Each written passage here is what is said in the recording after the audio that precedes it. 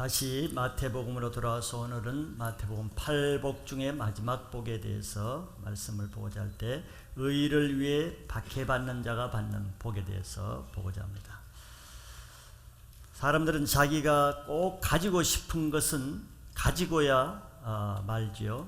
그래서 그것을 위해서 어떤 갑질도 하려고 합니다. 즉 좋은 청년들은 좋은 배우자를 얻기 위해서는 또 많은 헌신을 하기도 하고 그것에 매달리기도 하고 또 좋은 아파트, 좋은 차를 사기 위해서도 투잡을 해가면서까지 힘에 지나도록까지 헌신하는 것을 마다하지 않습니다. 그것을 통해서 주어질 보상을 바라보기 때문에 고생이 고생으로 여겨지지 않고 새벽 기도는 못 나와도 일을 하기 위해서는 새벽 일찍 일어나고 밤늦게까지 셀 모임은 힘들어서 못해도 일을 하기 위해서는 밤늦게까지 일을 하기도 하죠.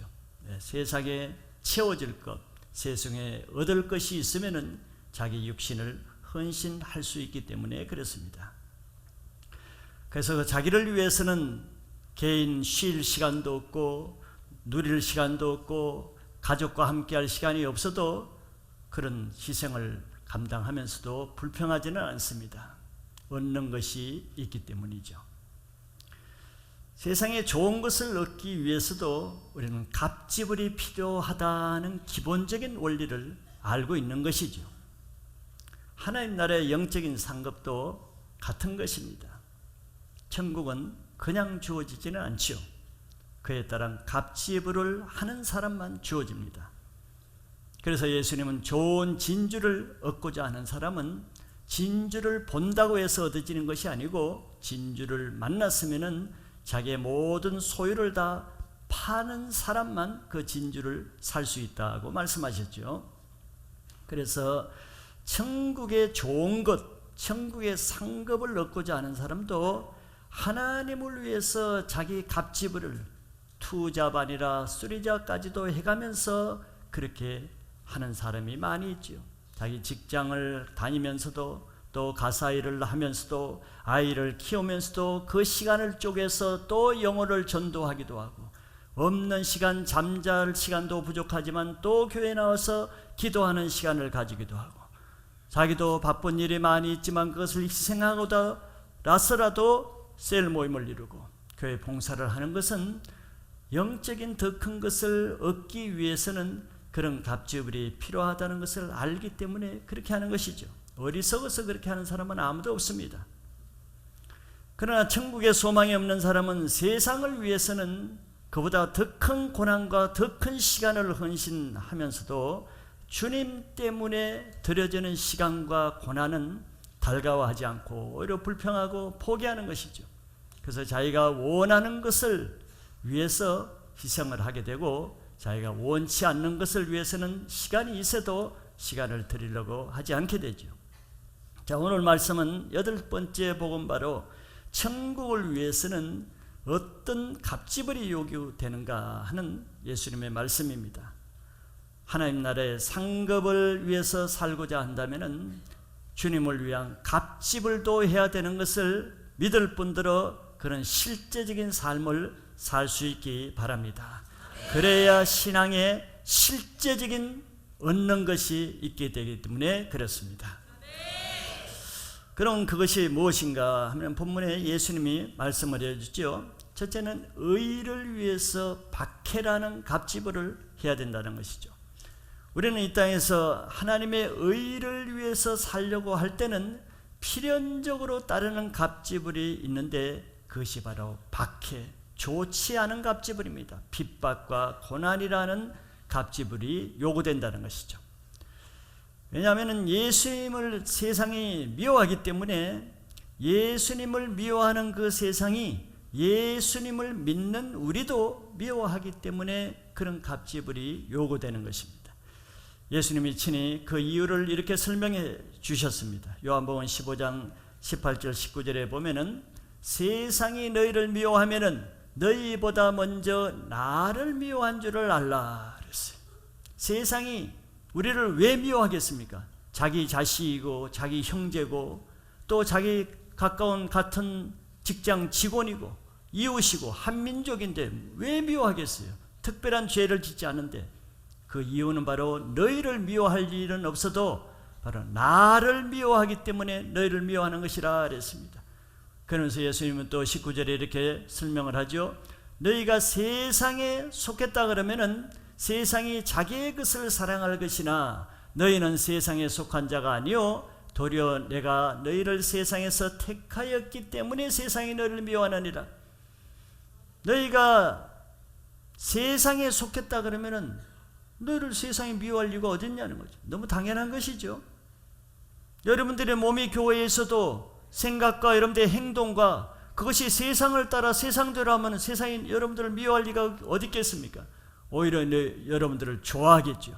세상이 자기 것을 사랑할 것이나 그래요. 사랑하죠. 너는 참 교회를 다니면서도 어떻게 세상과 똑같이 이렇게 하느냐, 참 착하다, 기특하다고 아마 사랑할 것이라 그랬어요.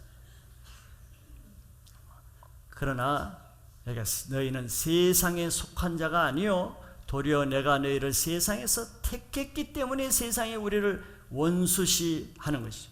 가족이라도 원수시하고 친한 친구라도 원수시하는 것이죠. 그러므로 우리는 예수님으로 인해서 고난받는 것을 이상하게 생각할 필요가 하나도 없습니다. 전혀 이상한 일이 아니고 너무나 당연한 일이죠. 그것은 내 안에 예수 그리스도가 살아계시다는 당당한 표시가 되는 것입니다. 자랑스럽게 생각할 일이죠. 내가 예수를 믿는데도 세상이 여전히 나를 좋아하고 내가 예수를 믿는데도 세상이 나를 미워하지도 않고 핍박하지도 않는다. 부끄러운 것이고 창피한 일이고 수치스러운 교훈이라고 할 수 있는 것이죠. 그러므로 이 세상으로부터 받는 여러 가지 고난을 감당할 수 있는 믿음을 가진 자가 진정한 그리스도인이라고 할 수 있습니다. 그러면 세상이 주는 고난이 수십 가지 수백 가지 되겠지만 예수님은 여기서 간단하게 세 가지로 한번 보면은 첫째는 욕을 먹게 될 것이라는 거죠. 먼저 예수님을 위해서 살려고 할 때 사람들이 우리들을 욕하게 된다는 것입니다. 왜냐하면 그것은 간단하죠. 우리가 똑같이 한 가정에서 가족으로 살면서 세상대로 살지 않고 우리가 똑같이 한 회사에서 직원으로 사는데 다른 직원처럼 세상적으로 살지 않기 때문에 미워하는 것이지. 그런데 않게 사는 것이 뭐냐? 바로 하나님 말씀대로 살려고 하면서 세상의 죄를 따라 세상의 풍습대로 살지 않는 것을 세상은 가장 싫어하는 것이죠. 티목을 깨는 것이 하고 때 깨는 것이 되고 가정에서는 가정의 일체감을 깨는 것이 되기 때문에 세상은 미워할 수밖에 없는 것이죠. 그렇기 때문에 예수 믿기 전에는 아무리 가족으로부터 사회로부터 존경을 받고 신뢰를 받고 사람 좋다 훌륭하다 선한 사람이다 법 없이도 살 사람이라고 칭찬받던 사람도 일단 예수를 믿게 되면은 욕을 먹는 나쁜 사람으로 매도되는 것은 그냥 쉬운 것이에요. 누구로부터 이전에 자기를 그렇게 인정해주고 칭찬해주고 선하다고 존경하는 바로 그 사람들부터 악한 자다라고 욕을 먹게 된다는 것이죠. 이것이 바로 그리스도인이 되고 난 다음부터 받아야 된 억울한 고난이요 참으로 내 자존심을 아프게 하는 고난이 되는 것이죠. 그러나 그것이 하나님 편에서 보면 나의 세상에 인정받고 세상의 명예, 세상 인정, 세상 자랑 그런 나의 옛사람을 죽이고 옛사람이 후패되게 하고 이제는 내 속에 예수 그리스도의 형상으로 속사람을 강건케 하는 좋은 기회 훈련이 된다는 것도 믿으셔야 됩니다. 그러나 우리가 교회를 다녀도 세상에 욕먹지 않기 위해서 세상 풍습 비 맞춰주고 회식 자리에 가서도 술을 고나면 마셔주고 화평을 위해서 평화를 위해서 팀웍을 위해서 그렇게 하는데 누가 나를 욕하겠어요? 누가 나를 나쁘다고 그러겠습니다. 자기 품위를 유지하고 자기 지위를 유지하고 자기 인격에 손상을 받지 않기 위해서 사람들은 지혜롭게 타협할 줄도 아는 것이죠. 몰라서 못하는 것은 아닙니다. 세상이 두려우니까 타협하게 되는 것이죠. 그렇기 때문에 그런 사람은 세상에 볼 때 뭐 교회는 다니지만 우리와 똑같은 사람이네 하고 그냥 동역자로 받아주는 것이죠. 요걸 먹지 않기 위해서는 우리가 어떻게 해야 되는지 우리 그리스도인들도 다 알고 있죠. 내가 가정에서도 직장에서도 나라에서도 내가 예수를 믿으면서도 요걸 어떻게 하면 안 먹을까 모르는 바가 아니에요. 저도 다 알고 있어요. 그러나 요걸 먹으라 그러면은 정말 우리가 해야 될 것이 많죠. 요걸 안 먹으려면 전도 안 하면 됩니다. 개인이 전도해가지고 욕먹는 것이죠. 요걸 안 먹으려면 세상에서 말씀대로 사는 것을 포기하면 되는 것이에요. 말씀대로 하나님이 하지 말라는 것을 안 하려고 하니까 욕을 먹고, 말씀대로 하나님이 지키고 하라는 것을 하려니까 욕을 먹고 비난을 받는 것이지, 그거 포기하면 욕 먹을 일이 없는 것이죠. 몰라서 못하는 것은 아니죠. 몸은 교회를 다니지만 사람 눈치를 보면서, 세상 눈치를 보면서 먹고 사는 생존의 목을 메어서 죽는 것을 두려워하고 굶을 것을 두려워하고 세상에 배척받는 것이 두려워하고, 그러니까 인본주의적인 신앙이 되고 세속적인 신앙이 되고 종교인이 되고 능력도 없고 무기력한 교인이 되는 것입니다. 교회를 다니는 것과 안 다니는 것과 아무 차이가 나지 않는 것이죠. 세상이 우리를 욕하는 것은 영적인 의미로서는 사단이 우리의 영혼을 공격하는 영적인 공격입니다. 그렇기 때문에 그 영적인 공격을 두려워하면은 사단의 올무에 빠질 수밖에 없는 것이, 사단에 지고 굴복하고 사단에게 항복하는 것입니다. 사람을 하나님보다 더 두려워하는 겁쟁이가 되는 것이죠. 그러나 우리가 알아야 될 것은 예수님이 이미 십자가에서 그런 사단의 세력을 이미 다 파시고 예수님이 이미 이 세상을 이겼다는 것을 믿어야 되는 거예요. 그래서 예수님이 십자가에 돌아가신 거죠. 그래서 우리는 우리를 욕하는 사단의 공격을 이길 수 있는 믿음을 가지기 위해서 바로 교회에서 믿음의 훈련이 필요하다는 결론이 나오는 거예요. 고생하기 위해서 훈련받는 것도 아니고 의무적으로 훈련받는 것도 아니고, 내가 이 사단의 공격을 받았어도 세상의 미움을 받으면서도 하나님의 자녀로 살 수 있는 능력을 받기 위해서 우리는 교회에서 훈련받아야 되는 것입니다. 두 번째는 세상이 우리를 박해하는 것이죠. 세상은 믿는 자를 욕할 뿐만 아니라 욕을 암만 해도 끄떡하지 않으니까 재미가 없으니까 그 다음에 이제 적극적으로 박해를 하는 것이죠. 박해라는 것은 사람을 타겟으로 해서 그 사람의 모든 행적을 끝까지 추적해가면서 괴롭히는 것이죠. 스토킹을 하는 것입니다. 찾아다니면서 그 사람을 괴롭히는 거죠. 사단에 속한 자가 좋아하는 것은 그들이 본업으로 삼는 것이 성도들을 괴롭히는 것입니다. 그거는 여러분들이 웃을지 몰라도 사단의 주 업무고 사단이 가장 즐기고 좋아하는 것이기 때문에 그들은 예수 믿는 것을 핍박하는 재미로 사는 거예요. 변화되기 전에 사도 바울이 그랬고, 바리새인들이 예수님을 핍박하는 예에서 그걸 우리는 볼 수가 있죠. 시편 37편 12절에도 성경이 그렇게 말하고 있습니다. 악인이 의인 치기를 꾀하고 그를 향하여 그의 일을 가는도다. 악인들은 의인을 보고는 지나가질 못해요. 의인이 잘 되는 것을 보고 가만히 있지를 못하고, 의인이 하나님을 위해서 사는 모습을 가만히 있을 수가 없어. 이를 갈 정도로 싫어한다는 것입니다. 그럼에도 불구하고 하나님이 그 악한 자를 다 보시는데도 불구하고 왜 이 땅에 그런 악인들을 남겨놓으실까? 그렇게 생각하죠. 그들을 왜 멸하지 않고 심판해서 없애버리지 않고 남겨두는가? 그것은 바로 의인을 위해서죠. 악인을 위해서 남겨놓는 게 아닙니다.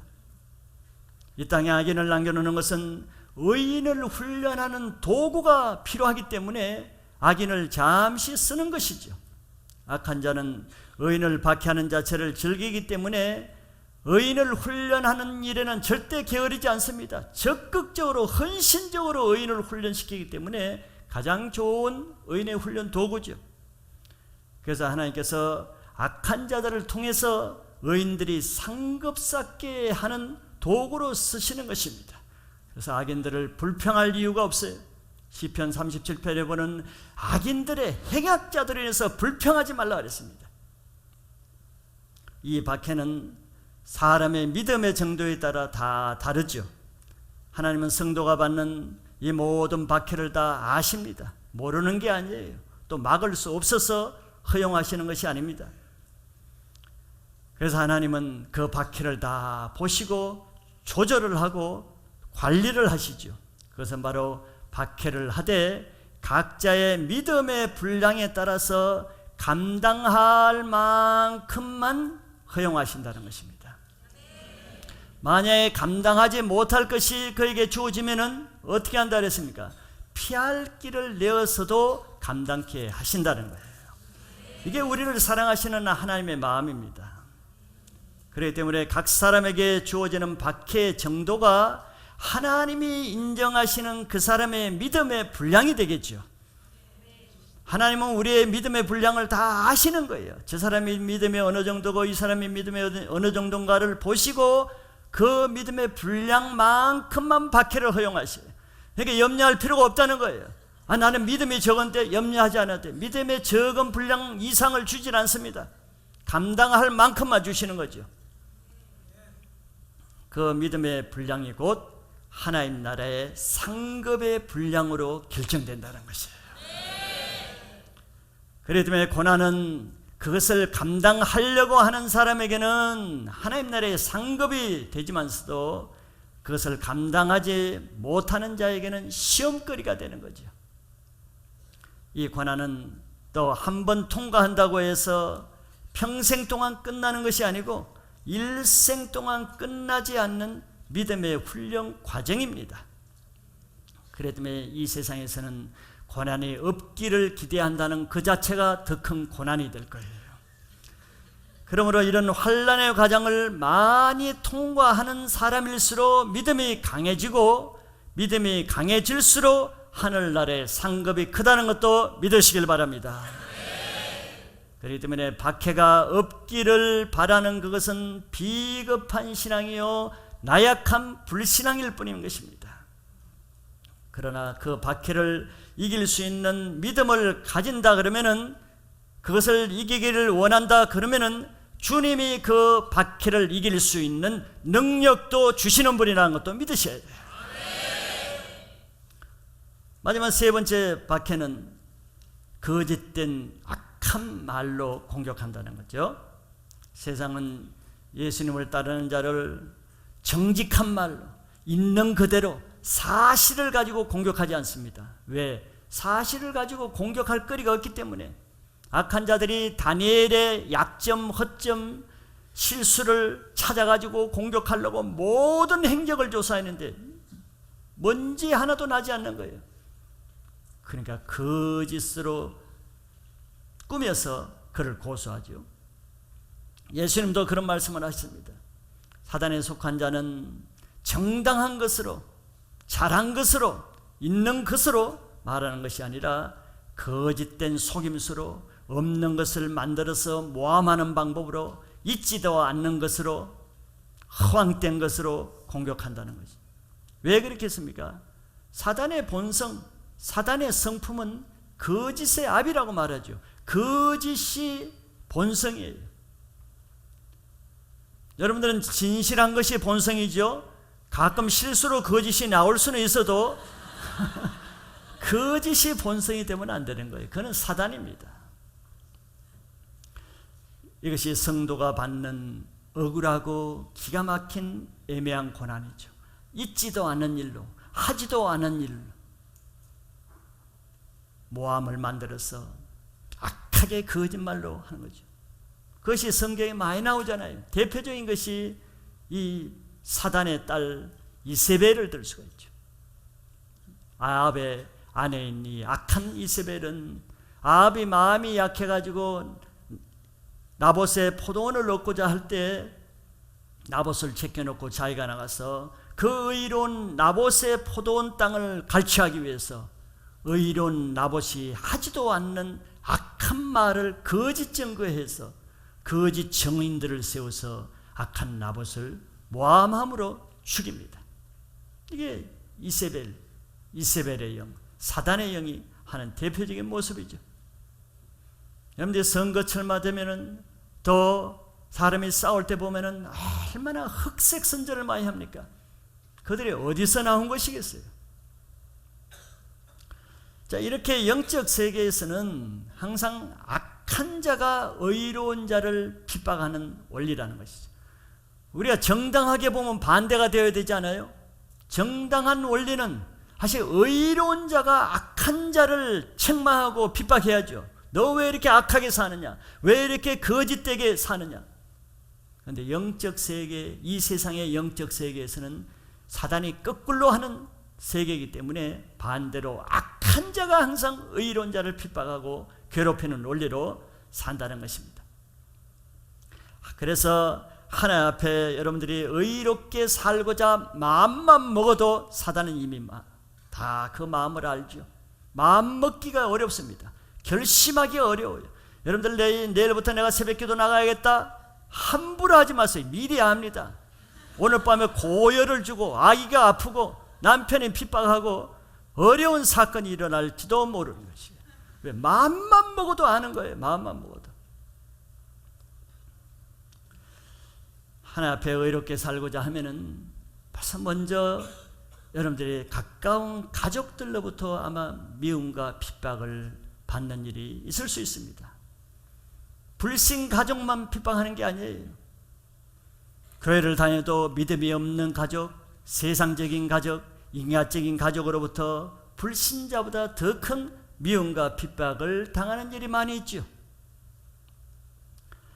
또한 세상 사람들만 우리를 핍박하는 것이 아니라 우리가 하나님 앞에 의롭게 살고자 하면은 같이 하나님을 믿는다고 하는 교회들로부터 또는 그 교회 교인들로부터 박해가 주어질 것입니다.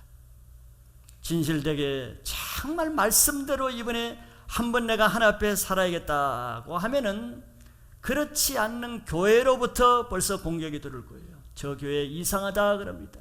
지나치다 그럴 것입니다. 내가 정말 하나님 앞에 양심적으로 살고자 해보세요. 자기 교회뿐만 아니라 다른 교회 교인들로부터 비난을 받을 것이다. 지나치다, 극단적이다. 시기 질투로 인해서 같은 믿는 교회와 믿는다고 하는 교인들로부터 핍박이 먼저 들어오는 것이죠. 그래서 종교적인 교회가 성령 충만한 교회를 핍박하고 세속적인 교인이 영적으로 충만한 성도들을 핍박하는 것이 악한 세계에서 일어나는 원리입니다. 갈라디아서 4장 29절에 그렇게 말씀했죠. 그러나 그때 육체를 따라 난 자가 성령을 따라 난 자를 박해한 것 같이 이제도 그러하도다. 예수님이 누구로부터 핍박을 받았습니까? 예수님이 정말 이 땅에 오셔서 하나님 말씀에 순종해서 살려고 할 때 강도나 살인자나 세리로부터 핍박받은 것이 아니고 그 시대에 가장 경건하다고 하는 바리새인과 대제사장으로부터 핍박을 받는단 말이죠. 사도 바울이 가말리엘 문화에서 최고의 신학을 하고 정통 바리새인 중에 바리새인이라는 그 신학을 가지고 그가 무슨 일을 했습니까? 악한 강도들을 잡아서 감옥에 넣는 것이 아니고 성령 충만한 그리스도인들을 잡아서 감옥에 넣고 결국은 성령 충만한 스데반을 돌려쳐서 죽이는 거예요. 마지막 때가 가까울수록 사단이 주는 고난이 아마 더 심해질 것입니다. 지금 시대는 교회를 다니는 것이 중요한 것이 아니에요. 또 많은 교회가 그렇게 많이 필요한 것도 아닙니다. 그보다 더 중요한 것은 사단의 공격을 이길 수 있는 믿음으로 훈련된 교회가 필요하고 사단의 공격에도 믿음을 지킬 수 있는 훈련된 성도가 필요한 시대인 것이죠. 그렇기 때문에 우리는 군중 속에서 종교를 즐기면서 이 세상을 타협해가는 그런 군중신앙, 세속적인 신앙, 종교적인 신앙에서 빨리 벗어나지 않으면 여러분들이 세상에 빠져서 자기 영혼을 잃게 된다는 것도 경각심을 가지시기 바랍니다. 그럼 두 번째, 이런 박해가 있다고 해서 우리는 신앙을 포기해야 되는가? 그게 아니고 예수님은 또 박해에 대해서 어떤 자세를 가져야 되는가 하는 것도 말씀해 주셨죠. 그것은 한마디로 박해는 쉽지 않지요. 어렵고 고통스럽고 억울한 고난이죠. 그럼에도 불구하고 예수는 우리 생각과 달리 이런 고난 박해가 있을 때 너는 기뻐하고 즐거워하라고 말씀하십니다. 비록 고난과 핍박은 힘들지만서도 그럼에도 불구하고 슬퍼하거나 불평하지 말고 기뻐해야 될 충분한 이유가 있기 때문에 주님이 그렇게 말씀하시죠. 그것은 첫째로 하늘의 상급이 크기 때문에 기뻐해야 할 수 있다는 겁니다. 자, 하늘의 상급은 다 받기를 원하지만 하늘의 상급은 아무나 쉽게 받을 수 있는 것은 아니죠. 그렇다면 상급이라고 말할 수 없죠. 상을 60명 중에 상을 60명 다 주면 그거는 상이 아니죠. 그거는 휴지입니다. 60명 중에 한두 명을 주기 때문에 상이 되는 것이죠. 천국도 마찬가지인 것이죠. 천국의 상이 모든 사람이 교회 출석한다고 다 천국 간다면 그거는 천국이 아니겠죠. 바로 왜 천국의 상급이 아무나 받을 수 없느냐 하면은 그것을 받기 위해서는 지불해야 될 고난이라는 대가가 필요하기 때문에 그렇습니다. 그렇기 때문에 이 천국의 상급은 그 박해를 감당할 만한 믿음을 가진 사람만 하늘의 상급이 있기 때문에 우리는 박해가 올 때 기뻐하고 즐거워해야 될 이유가 있다는 거죠. 믿음이 약한 사람은 하늘의 상급에 대한 소망도 약하기 때문에 주어지는 고난이 들으면 즐거워합니까? 대뜸 불평하고 원망하고 삿대질하고 하나님을 대적하고 교회를 대적하는 참으로 놀라운 모습을 보이죠. 그러나 영원한 상급을 바라보는 사람은 고난이 올 때 오히려 믿음이 진지해집니다. 하나님께 더 가까이 나가게 되죠. 주님을 더 깊이 만나게 되죠. 그래서 그런 믿음을 가지고 있는 사람만 기뻐하고 즐거워할 수 있기 때문에 그런 사람만이 하늘의 상급에 적당한 표시가 되는 거죠. 베드로전서 4장 13절에 예수님의 제자인 베드로도 이렇게 말했습니다. 오히려 너희가 그리스도의 고난에 참여하는 것으로 즐거워하라. 이는 그의 영광을 나타내실 때 너희로 즐거워하고 기뻐하게 하려 함이라. 이 땅에서 예수님과 함께 십자가에 주님이 받으신 그 고난을 감당하는 사람은 예수님이 그 고난을 감당하고 하늘에 올라셔서 지금 즐거워하고 기뻐하고 하나님 우편에 앉아 계시는 것처럼 우리도 그 고난에 동참하면은 우리도 나중에 하늘에 가서 기뻐하고 즐거워하는 일에 동참하게 된다는 것이죠. 그래서 고난 중에 고난 때문에 불평하고 원망하고 믿음이 약한 사람은 하늘의 상급에 동참할 수 없다는 얘기가 되죠. 그것이 믿음이 없다는 증거이기 때문에. 그러나 고난 중에도 정말 내 속사람이 기뻐하고 즐거워할 수 있는 그런 믿음을 가졌다 그러면은 여러분들 하늘의 상급이 이미 크다는 것 때문에 조금 더 기뻐하시기 바랍니다. 둘째는 모든 선지자도 이런 박해를 받았기 때문에 기뻐하고 즐거워할 일이다 하는 것이죠. 이런 박해는 나만 받는 것이 아닙니다. 여러분들 신앙이 별로 신앙이 좋지도 않으면서 박해를 받는 것을 부끄럽게 얘기해야죠. 감사하게 얘기해야죠. 선지자들은 얼마나 많은 고난을 받았습니까? 그 믿음으로 살기 위해서. 그런데 우리는 선지자만큼 살지도 않으면서도 그래도 선지자들이 받은 고난에 동참하는 그것으로 기뻐하라는 것이죠.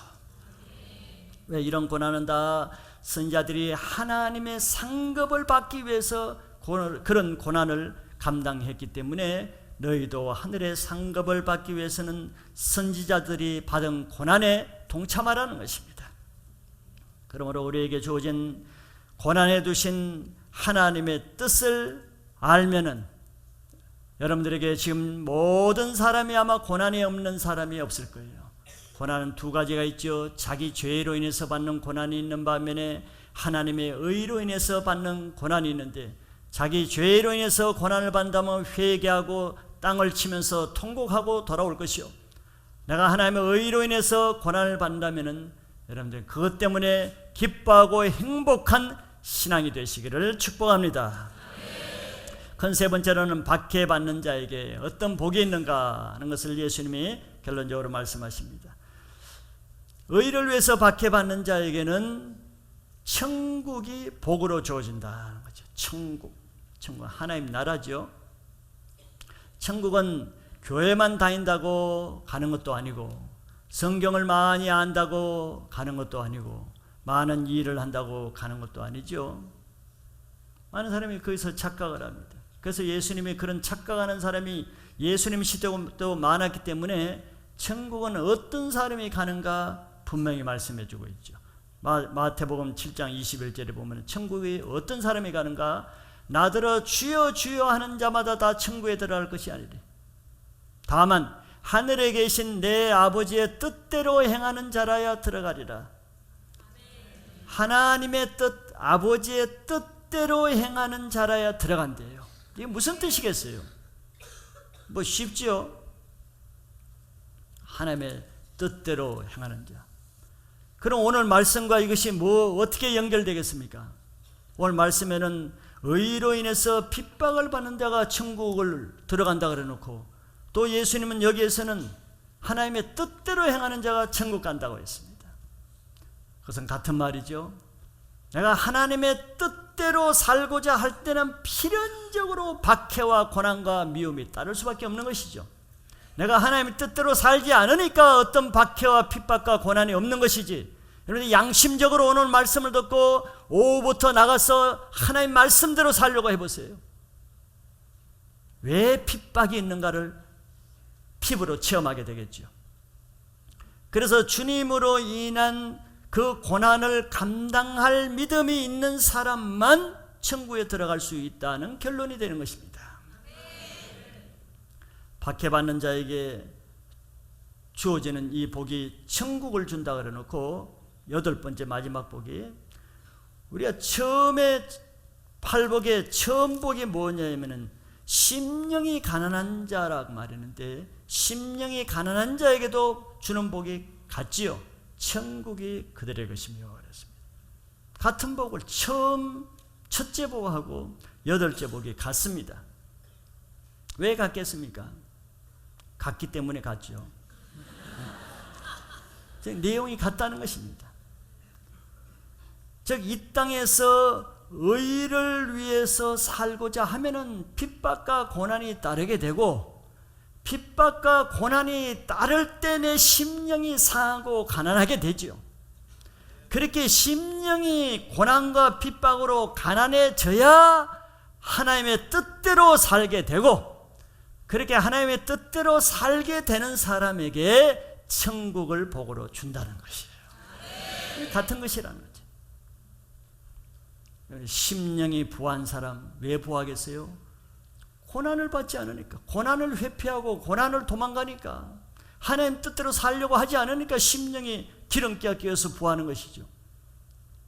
심령이 부한 사람은 사람들로부터 교회를 다니면서도 기꺼이 직장이나 가정에서 미움을 받으면서까지, 핍박을 받으면서까지는 신앙하지 않습니다. 왜 꼭 그래야 되는가? 꼭 이렇게 해야 되는가? 맨날 이 말을 하죠. 그런 사람은 바로 지금 마음이 부하다는 거예요. 심령이 부한 거예요. 그런 사람이 하는 말은 늘 지나치다 광신적이라고 말해요. 자기는 세상에 광신적이면서 심령이 가난하지 않고는 하나님을 위해서 살 수가 없습니다. 왜? 심령이 가난하지 않으면 고난을 감당하지 못하기 때문이죠.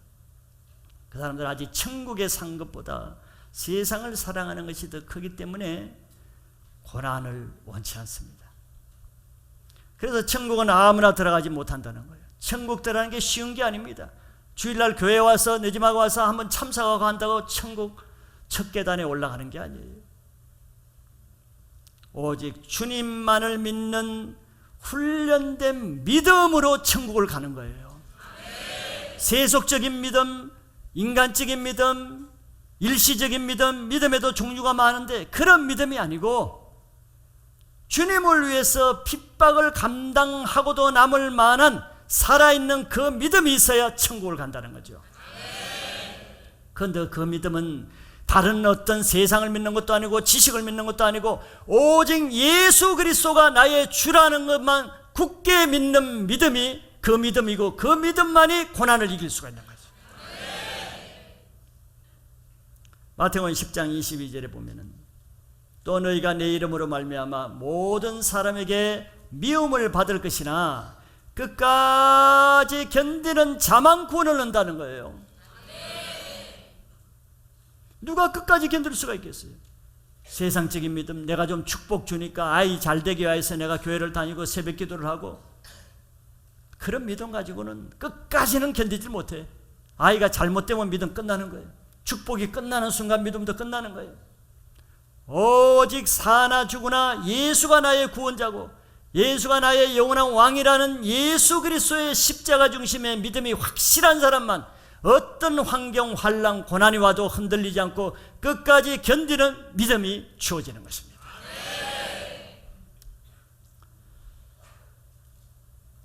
교회를 다니면서도 고난을 피해서 세상을 따라 살면은 뭐 육신은 편하겠죠. 고난이 없어 뭐 즐겁게 살 수는 있겠죠. 그러나 한 가지 놓치는 것은 천국에 가는 것은 보장하지 못한다는 것입니다. 예수님이 부자와 나사로에 대해서 하신 한마디 말씀을 우리가 잘 묵상할 필요가 있습니다. 누가복음 16장 25절에 보면은 예수님의 비유 중에 아브라함이 한 말이 있어요. 아브라함이 이르되, 부자에게 하는 말이죠. 내가 너무 뜨거우니 나사로를 내서 물 한 방울만 손가락에 찍어서 내 혀를 서늘게 좀 해달라고 할 때 아브라함이 저 말을 했어요. 아브라함이 이르되, 예, 너는 살았을 때 좋은 것을 받았고 나사로는 고난을 받았으니 이것을 기억하라. 이제 그는 여기서 위로를 받고 너는 괴로움을 받느니라.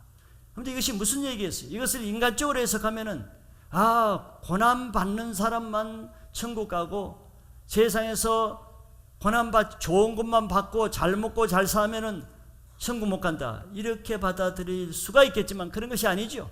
그건 인간적인 해석입니다. 왜 예수님이 저 말씀을 했겠어요?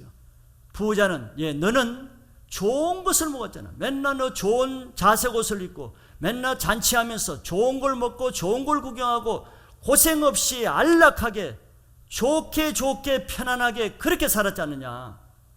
그 말은 뭐예요? 너는 하나님을 믿으려고 할 때 고생되는 건 네가 알기 때문에 그렇게 구태여 고난받으면서까지 하나님을 믿기보다는 네가 고난 없이 세상적으로 먹고 마시는 일을 살지 않았느냐. 네가 얼마나 편하게 고난을 싫어해서 네가 그 길을 택했지 않느냐, 그 말이죠. 그러나 나사로는 어떻게 사는 줄 아냐? 나사로는 하나님을 믿고 사는 것이 고난이고 어렵고 핍절하고 핍박을 받고 경제적으로도 어려웠지만서도 그 믿음을 포기하지 않고 끝까지 고난을 받고 감당했는 걸 네가 왜 모르느냐. 그냥 나사로가 여기 온 게 아니다. 네가 그냥 거기 있는 것이 아니다는 뜻이에요.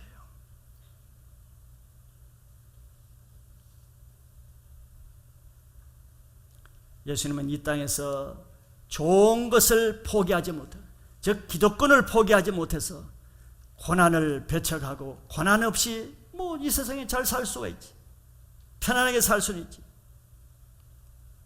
그러나 예수님이 저 말을 하시는 거예요. 세상을 위해서 살려는 사람은 고난을 싫어합니다. 교회를 다녀도 종교적인 사람 고난받는 자리에 없습니다. 희생하는 자리, 욕먹는 자리, 욕먹는 일을 하지 않습니다. 핍박을 받아가면서까지 신앙하지 않습니다. 직장에서 불이익을 받으면서까지 말씀을 지키려고 하지 않습니다. 예수님이 그걸 다 아시는 거예요. 그래, 너는 부자처럼 네가 직장에서 교회에서 너 그렇게 편안하게 좋은 걸 받으면서 먹을 거 다 먹고 살지 않았냐.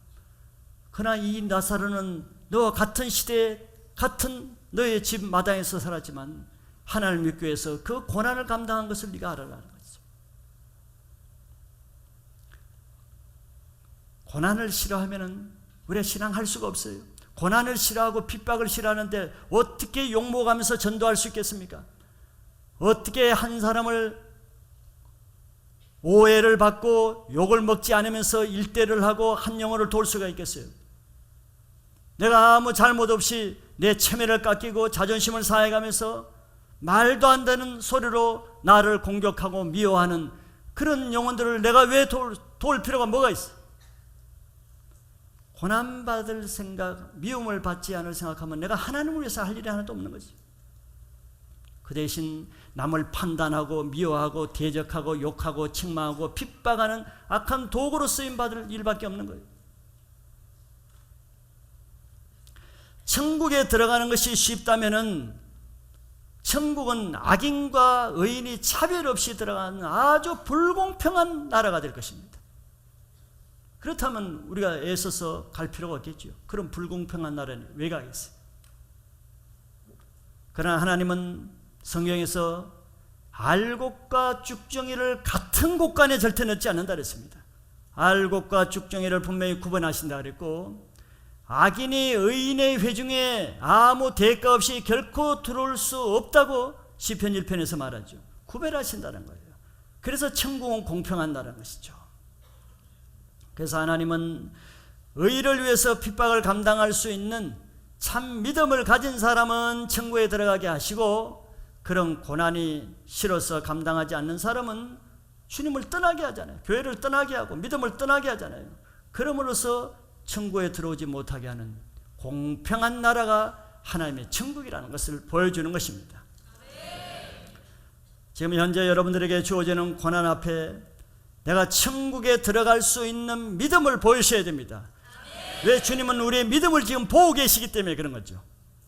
그런 믿음을 위해서 우리는 교회에 다닐 수 있는 기회가 허락하는 이 동안, 한시적인 이 내 인생 기간 동안에 그 고난을 감당할 수 있는 믿음을 훈련받는 신앙을 하시기 바랍니다. 교회를 참석해서는 그런 고난을 이길 수가 없는 것입니다. 새롭게 이 말씀을 통해서 여러분들이 정말 하나님 나라의 이 팔복을 얻기 위해서, 이 복을 누리기 위해서 어떻게 해야 되는가 알았으면은 이 말씀대로 사는 자가 복이 있다고 주님이 말씀하십니다. 이런 실제적인 말씀이 여러분들의 신앙을 회복하고 치유하는 놀라운 인생의 전환점이 되시기를 축복합니다.